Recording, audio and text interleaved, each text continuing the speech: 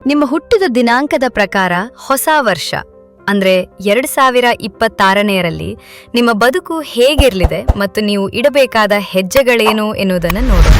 ಮುಖ್ಯವಾಗಿ ಇದನ್ನು ನಿಮ್ಮ ಜನ್ಮ ದಿನಾಂಕದ ಮೂಲ ಅಂಕದ ಪ್ರಕಾರ ವಿವರಿಸಲಾಗಿದೆ.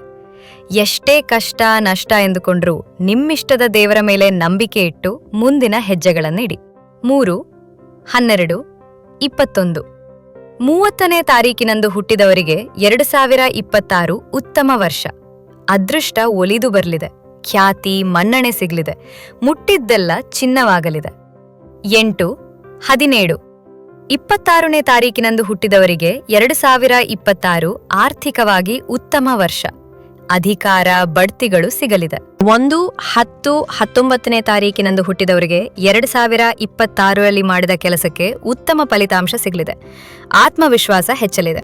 5, 14 23ನೇ ತಾರೀಕಿನಂದು ಹುಟ್ಟಿದವರಿಗೆ 2026ರಲ್ಲಿ ಬದಲಾವಣೆ ಮೂಲಕ ಬೆಳವಣಿಗೆ. ಸ್ವಲ್ಪ ಅಸ್ತವ್ಯಸ್ತತೆ ಇರುತ್ತದೆ. 2, 11 20 29ನೇ ತಾರೀಕಿನಂದು ಹುಟ್ಟಿದವರಿಗೆ 2026ರಲ್ಲಿ ನಿಧಾನವಾಗಿ ಒಳ್ಳೆಯದಾಗುತ್ತದೆ. ತಾಳ್ಮೆ ಮುಖ್ಯ.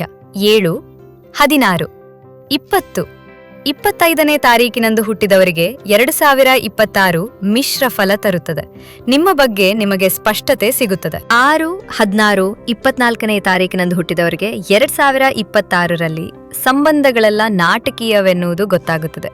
ನಿಮ್ಮ ಅಂತರಂಗ ಶುದ್ಧ ಮಾಡಿಕೊಂಡ್ರೆ ಉತ್ತಮ ಫಲಿತಾಂಶ. 4, 13, 22, 31ನೇ ತಾರೀಕಿನಂದು ಹುಟ್ಟಿದವರಿಗೆ 2026 ಕಠಿಣ ಪರಿಶ್ರಮದ ವರ್ಷ. ಕೆಲಸದಲ್ಲಿ ವಿಳಂಬ ಮತ್ತು ಹತಾಶೆ ಎದುರಾಗುತ್ತದೆ. 9, 18, 27ನೇ ತಾರೀಕಿನಂದು ಹುಟ್ಟಿದವರಿಗೆ 2026 ಸಾಕಷ್ಟು ಕಠಿಣವಾಗಿರುತ್ತದೆ. ಭಾವನಾತ್ಮಕವಾಗಿ ಕುಸಿಯುತ್ತೀರಿ. ಎಷ್ಟು ಸಾಧ್ಯವೋ ಅಷ್ಟು ತಾಳ್ಮೆಯಿಂದಿರಿ.